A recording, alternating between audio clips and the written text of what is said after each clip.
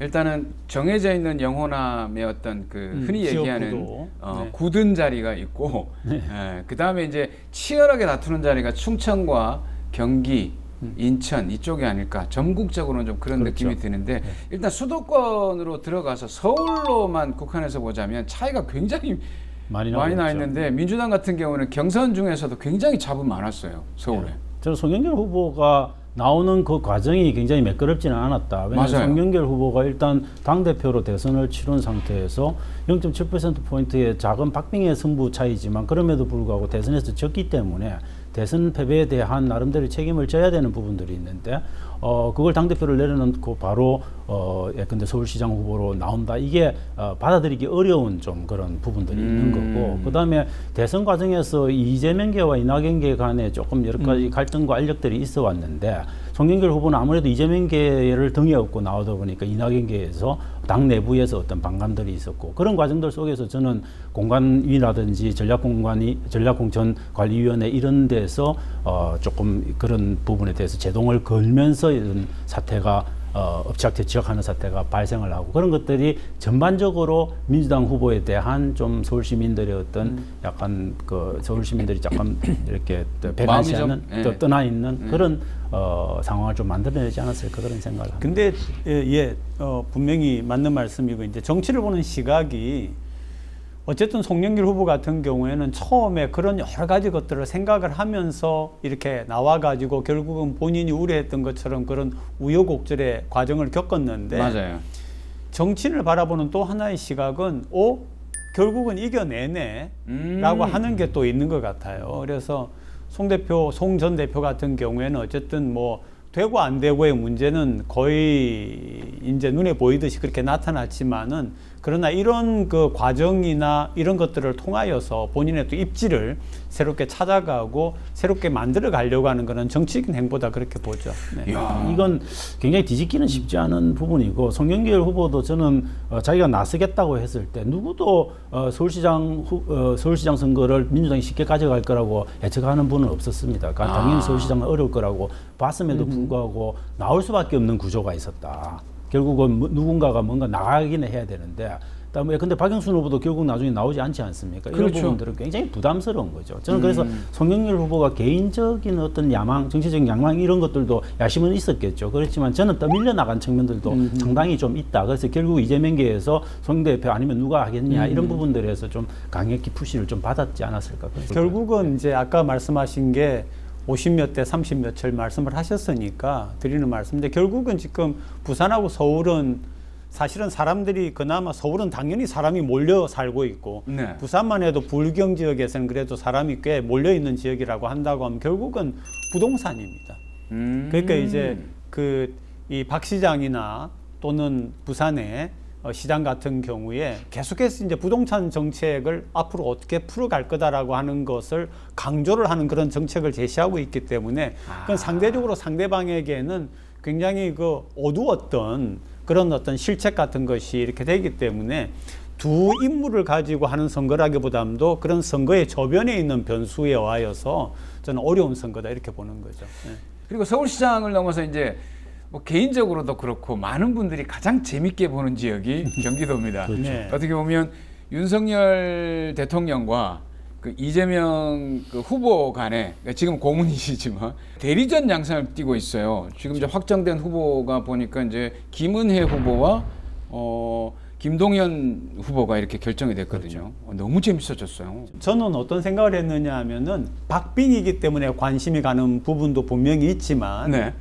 나는 두 인물이 상대적으로 다른 지역에 비해서 물론 다른 지역도 좋은 분들이 많지만 이 말 잘못하면 안 되니까 상대적으로 좀 관심이 가요. 그래요? 왜냐하면 김동연이라고 하는 분도 이렇게 좀 바른 얘기를 해오던 그런 관료고 또 경제를 전문으로 하던 그런 분이기 때문에 관심이 가고 김은혜라고 하는 후보 같은 경우에도 그 당선인 대변인을 했죠. 하면서 이 발언하고 말하는 걸 보면서 사람들이 굉장히 좀 하면서 놀란 부분들이 많이 있어요. 그래서 맞아요. 이 두 사람이 이런 경쟁을 해 나가는 것 자체가 딴 지역도 뭐 괜찮겠지만 참 보기가 좋다 이런 측면도 또 있는 것 같아요. 저는 그래도 경기도의 김은혜 전 대변인이 그렇게 꼽힌 겁니다. 그거는 대단히 전략적으로 공천한 거고 윤 당선자의 윤심을 그대로 반영해서 그냥 꼽아 넣은 겁니다. 안 그래도 자객을 보냈다. 그렇게 얘기를 하더라고요. 이해해야 되는 부분이고 솔직히 초선 의원 출신의 아직 다 임기도 못 채운 초선 의원 출신이 경기도지사 1,300만 명의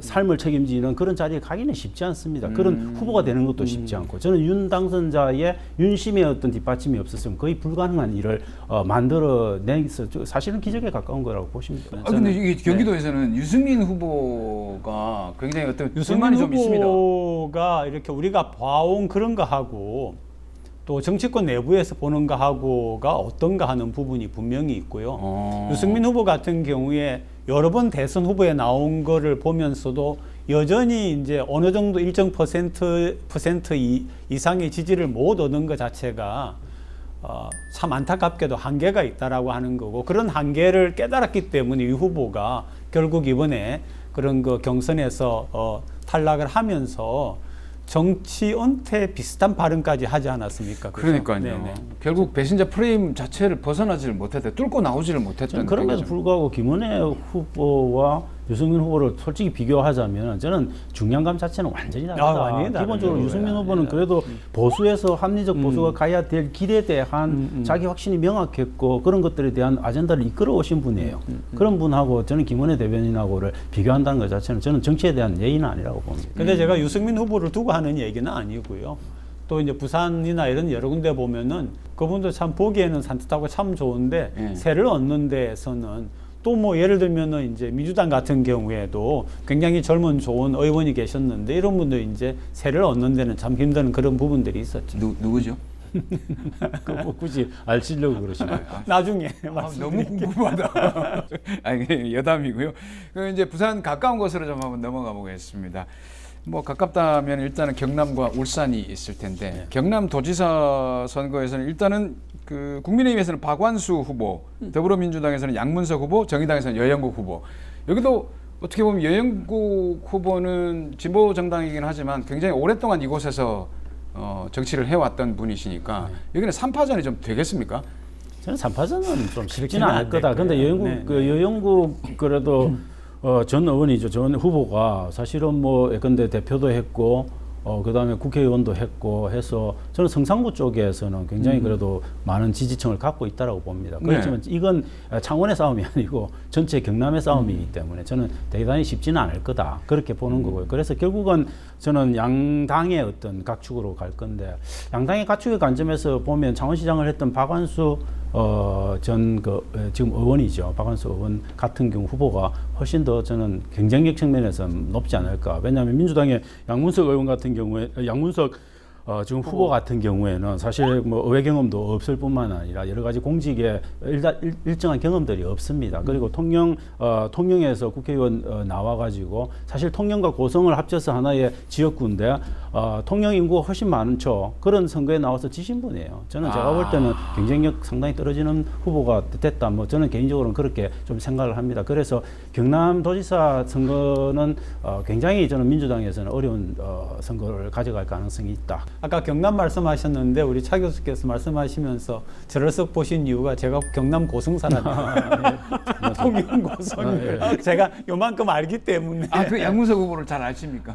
그런 분이 나와서 뭐 잘 안 됐다는 얘기를 제가 알고는 있습니다. 있어서 아까 얘기하신 것처럼 인지도라든지 또는 어떤 현실 정치 경험이라고 하는 측면에서 또 이 경남에 계시는 분들이 투표를 할 때 아무래도 그런 걸 보시거든요. 자, 그래서 일단 두 분에게 매우 힘든 시간을 드리도록 하겠습니다. 6일 전국 동시 지방선거 전국 판세를 보면서 이제 한 줄 평을 하도록 하겠습니다. 후보들에게 남겨야 되는 그렇죠. 부분입니다. 남기는데 뭐 길게보다는 아주 촌철살인으로 한마디 남겨주신다면. 큰일 났다. 저는 딱 한마디 하겠습니다. 한마디 좋습니다. 입은 닫고 귀는 열어라. 지갑은 열고 입은 닫아라. 이거 비슷하네요, 그죠? 그렇죠. 저는 입은 닫고 귀는 열어야 그래야 자기 선거를 제대로 할 수 있다. 야, 정치인에게는 너무 힘든 게 입으로 계속 해야 돼요. 그렇죠. 그래도 입은 닫아란 말은 입 조심하라. 그럼 우리 조 의원님. 나 이거 또 잊어버리고 준비를 안 했어. 저는 준비 좀 했습니다. 그러신 것 같아요. 지금 갈등을 많이 하시는데 네. 일단 저는 뭐 이런 얘기 하고 싶습니다. 약속한 거는 지켜라. 약속은 지킵니다. 예. 그렇죠. 이상하게 정치인들은 약속을 잘 안 지키더라고. 예, 안 하죠. 어쨌든 저 같은 경우는 한 줄로 말씀을 드리자면은 전국 동시 지방선거에 지방은 어디 갔냐? 예. 아니 우리가 진짜 촌철살인 자꾸 하시는데. 뭐 걸고 넘어졌다 하니까 이제 박수라도 네, 보내야죠. 박수 해주세요. 아이고, 그러니까 소장님이 아무나 소장하시는 게 네, 아닌 걸 아니야. 바로 보여주십니다. 아유, 조금 이따 중장으로 올라가셔야죠. 아니 그런 썰렁한 아재 개그를 하십니까? 그러면 아마 편집되겠죠.